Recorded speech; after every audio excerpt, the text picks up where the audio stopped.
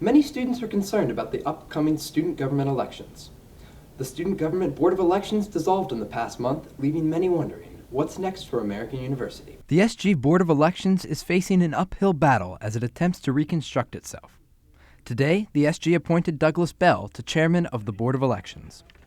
Alex Ignacio, a member of the trusteeship, has more on the Board of Elections. So the trusteeship is a group that is now administering the Board of Elections. It's the Trusteeship Council, made of myself as Speaker of the Undergraduate Senate, Emily Yu as President of the Student Government, and James DeLucia as Chairman of the Judicial Board. And we'll exercise all authority of the Board of Elections until something has been appointed. And we're confident that the new board can exercise a fair and free process. What exactly is causing this disconnect between SG members? SG President Emily Yu points to problems within the Board of Elections as a major issue. So recently the Board of Elections was dissolved due to a couple of communication issues with the Senate. The board and the Senate didn't have clear communication between the policy book that was passed by the Senate and some changes that the board wanted to see.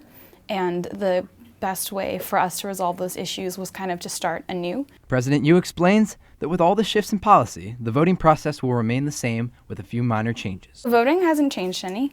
It's still going to be a 2-day period from 9 a.m. the first day to 5 p.m. the second day, and it's all still happening on the MyAU portal. But what we might do differently this year is to have some Board of Elections officials out on the quad with laptops, as opposed to having candidates kind of free-for-all, walking up to people with different devices, having them vote on there.